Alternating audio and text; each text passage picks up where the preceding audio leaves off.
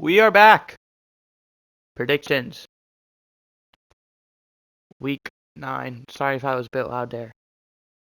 Um, but before the video starts, I would just like to quickly ask, if you enjoy my content and you come back on a regular basis, consider subscribing.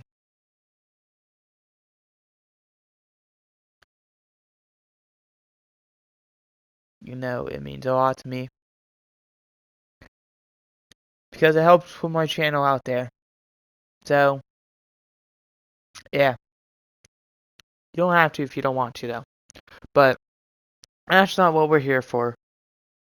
What we're here for is the predictions of the Week 9 NFL season 2021-2022. So starting off, we have Thursday Night Football.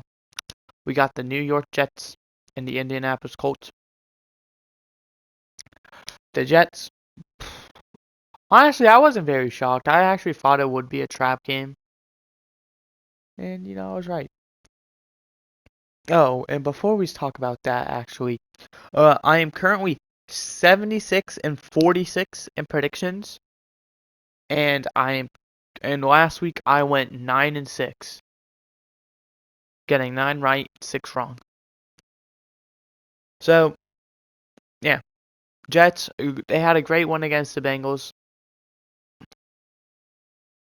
And the Colts just barely lost to the Titans. So, what this kind of says is how good the Colts can be, but at the same time, how good the Jets can be against good teams. But I am going to take the Colts. I do think this will be a more closer game. And yeah. So, that was our Thursday night game. Next, Sunday, 1 o'clock. We do not have any 9:30 London games this week again. I don't think. There may be one more this season, but I ultimately think there's no more London games.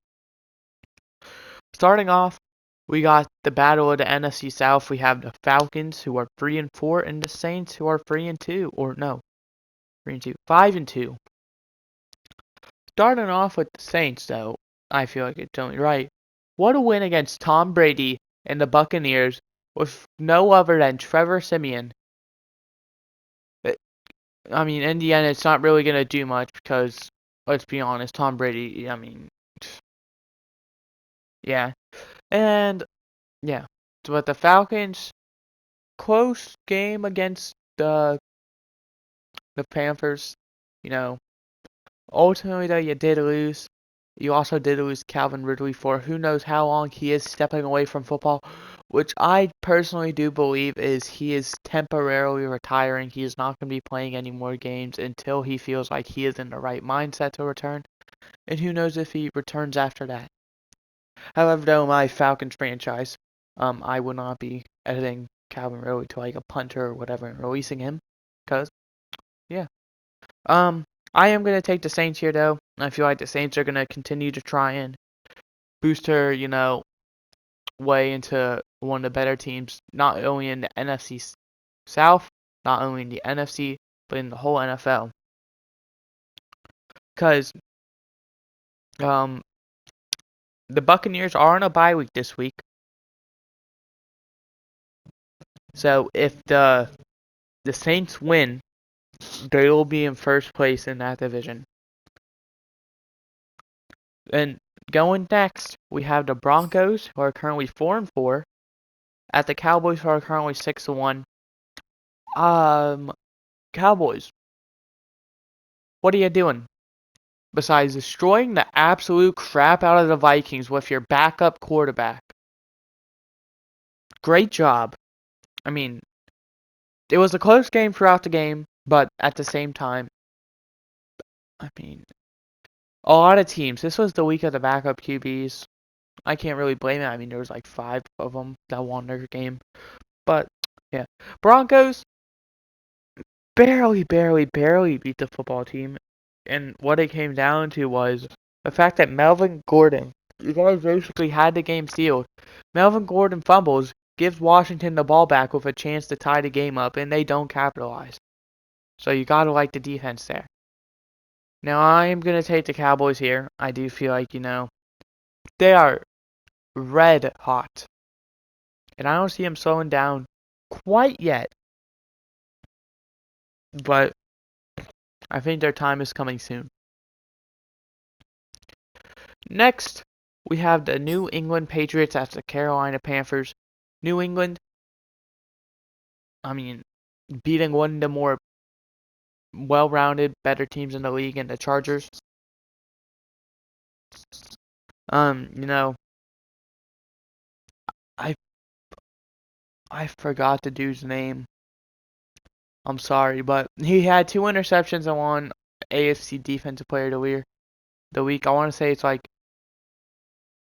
Adrian Phillips, maybe. I don't know how I forgot his name. But the only Phillips that's coming to my mind is Darius Phillips, who's on the Bengals. And then the Panthers, barely beat the Falcons. So yeah, tough situation. I'm going to take the Patriots. But also, one thing to note, this is going to be the battle. This is going to potentially be a revenge game for Stephon Gilmore.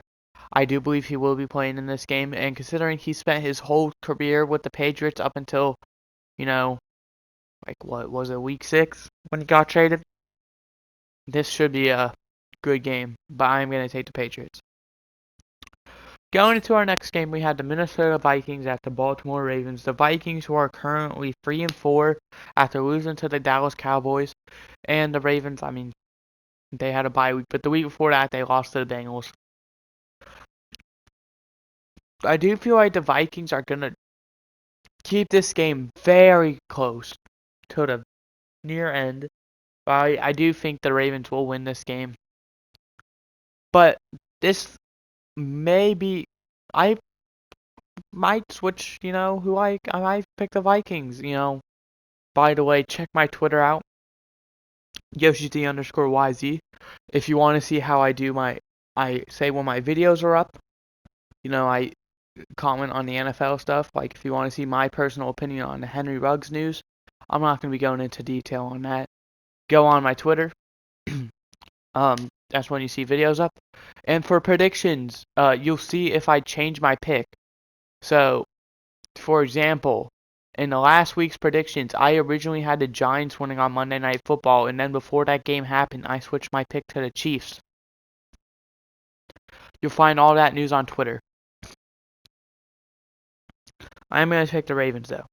Next, we have the Browns and the Bungles. Yes, I'm going to be calling them the Bungles, because how the hell do you lose to the Jets with their backup quarterback and their freaking rookie running back?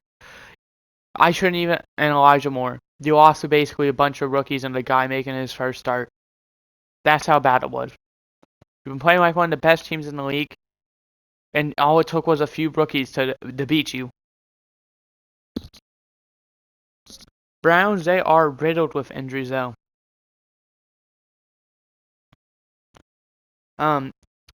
You couldn't beat the Steelers, who for, I want to say, majority of the second half, I believe, didn't have Chris Boswell, who was their kicker.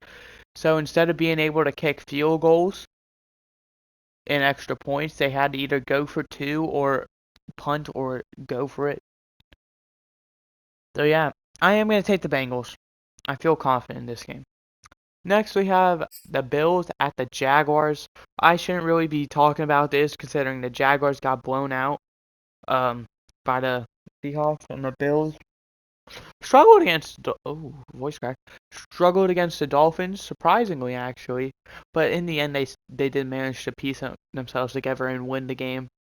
I shouldn't really be talking about this. More than likely the Bills will win. I believe probably 99.5% of the people will be picking the Bills, and myself included. Bills 5-2, Jaguars 1-6. The record says it all there. Now this could be the Tank Bowl. Houston Texans 1-7, Miami Dolphins 1-7. Both in the need for a quarterback, I would say. I feel like the Texans more than likely because,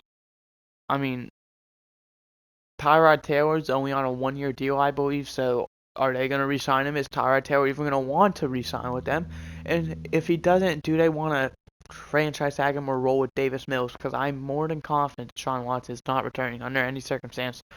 And with all the Tua rumors going around, even though it's past the deadline, they still could draft a guy. And if they were looking to start Jacoby Brissett, he is also on a one-year deal, I believe. So what is going to be the situation with him? I am going to pick the Dolphins, though. But this is one of the games where I could personally see the Texans winning. Mainly because I feel like the Dolphins may be tanking at this point. And trying to, not really tanking, but more than likely trying to get higher picks and trying to do what they did a few years ago, like last year and the year before, where they turn all those high picks into more high picks by trading them away. So yeah. Next game, our final 1 o'clock game, the Las Vegas Raiders versus the New York Giants. Las Vegas Raiders, this is not their week, not their season. They're getting caught in so much controversy. First John Gruden, now Henry Ruggs. They have officially released Henry Ruggs, and they're trying to get everything with, associated with him out of their stadium. I mean, I wouldn't blame them. And then the New York Giants almost beat the Kansas City Chiefs. And personally, I do feel like the Raiders will win this game even with what's going on, because they did the same once they fired John Gruden the week after immediately. Great win. And I feel like they're one of the better teams in the league. Derek Carr. He's played one. He's the 5th most. Oh my God! He's leading. Oh, he is 5th in the league in passing yards, and he's played one less game than the top 4 other guys. So I am gonna take the Raiders. Next, going to our only 4:05 game, the Chargers and the Eagles. This one I feel like will be closer than people expect. People will be like, oh, the Chargers easily got this. But the Chargers have not been playing very well these past few weeks. Getting blown out by the Ravens, taking a bye week to recover, and then, not playing very well against the Patriots. And the Eagles, even though they haven't been playing very well either, they did blow out the Lions, but it's the Lions. But they have been keeping it close with some teams. They kept it close with the Chiefs. I mean, that's got to be worth something. But in the end, I still will go with the Chargers. I feel like the Chargers are the more complete team, and I feel like, it's about time that they finally get back into the winning groove. Because, I mean, they're only half a game behind the Raiders in that division. Chargers, who are 4-3 as well, and Eagles, who are 3-5. I don't think I said the record. Next, our 4:25 games. Packers, Chiefs. Packers 7-1, Chiefs 4-4. Now, the only thing that's making me pick the Chiefs is the Packers are either injury prone, have you seen their injuries? Or they're COVID. Have you seen all the people they've had on and off the COVID with? My favorite player of all time, Aaron Rodgers, he is injured. He's not injured, but he has COVID. And I believe that means he is going to miss the rest of this week. And I think if he, gets well enough, fast enough, he will be able to play next week. But I think he is guaranteed out for this game. But I am going to pick the Chiefs, even with, all the controversy that's been going on with them as well, with the Jackson Mahomes and his wife, Brittany. I don't know her last name, I know it's Mahomes, but I don't know what her last name before that was. I'm going to pick the Chiefs. I feel like this will more than likely be Jordan Love's first career start, depending on how things go with him. I mean, if he has COVID or if the team just doesn't think he's ready yet. And I feel like this is the perfect time for those Chiefs to get hot. They traded for Melvin Ingram. They traded a 6th-round pick, which I think was amazing. He is old and on a 1-year deal, but I mean, you've been struggling. And yet, I don't know what the name of the guy was, but you did trade your struggling lineman in Laurent Duvernay Tardif. I believe his name is. And you got a tight end who from the Jets. So, yeah. I am going to pick the Chiefs. Next, we have the Cardinals versus the 49ers. Ignore that I'm using the 49ers. That means absolutely nothing. I do not do anything with this league besides force the wins and losses of the real life and use this for the power rankings, tier list, and prediction videos. In case you're wondering how I do all this. Cardinals barely lost to the Packers. The Packers were injury prone, and who knows what happened with Kyler Murray, if that is going to be something that makes him miss the game or lingers him, or if he's just going to be perfectly fine. And the 49ers, I mean, they feel like one of the more complete teams in the league, honestly, but they haven't really been playing like it. They beat the Bears, which finally ended that losing streak they had going for them, which is good. Yeah. I'm going to take the Cardinals, though. The Cardinals are the probably top 5 team in the league for a reason. There's a reason they're 7-1, and the reason, yeah, and the one is to a team that is better than them at 7-1. I mean, it says it all. Next are Sunday Night Football, 8:20 p.m. My opinion, I feel like most people would say this is game of the week, but this could bite me in the ass by saying I feel like this is going to be a blowout. We have the Titans 6-2 at Rams 7-1. The Rams, they're in high gear. They only got better. They got Von Miller. Tennessee, they gotta prove themselves. I mean, without Derrick Henry, people are already saying, well, still think they'll win their division, but I mean, they're not going to be very good. They're not going to be very competitive. I disagree. With A.J. Brown, I don't know how Julio is. I don't know if he's healthy or not. I don't really pay attention to him. I feel like, he doesn't really produce the numbers he used to. Especially now with the injuries. He's falling down the road. A.J. Green, his draft partner, where he got injured so many times. It's just going to make him fall. I'm gonna take the Rams though. The Rams, they improved to Von Miller. They have arguably the best receiver in the league in Cooper Kupp. I mean, in terms of stats wise, I'd say he is. But yeah, and if that fails, you still got Robert Woods. You got Van Jefferson, I believe. You got not what's his Tutu Atwell. You got Tyler Higbee. You got one of the better O lines in the league. And you got a defense in Aaron Donald, Jalen Ramsey, and Von Miller that can stop them. I love the team. I'm going to take the Rams. But don't worry, Titans. I still think you'll be fine, even with a loss here. And last, potentially at least, I personally don't think so. We have the Chicago Bears and the Pittsburgh Steelers. Chicago, 3-5. Steelers, 4-3. The Steelers are starting to get in a groove a bit, They're only, I believe, maybe they're either a game or a game and a half back from the Ravens, and they're half a game back from the Bengals. The Bears, for the most part, was a close game, and then at the end it kind of slipped away. Justin Fields was though he was making a lot of plays because of his mobility, plays that Andy Dalton probably wouldn't make. So you having a mobile quarterback kept you in that game, which says something. And then you have probably one of the most unmobile quarterbacks in the league, in Ben Roethlisberger, who is playing better than he was. The defense, it does get a bit hurt with the loss of Melvin Ingram to the trade, but you do get a 6th-round pick in return. So all you did essentially was sign a guy in free agency and get a 6th-round pick in return from it. So if you're the Steelers, you gotta be loving life. You just got a free 6th-round pick. But I am going to take the Steelers. I feel like the Bears, they're more than likely already out of the playoff race.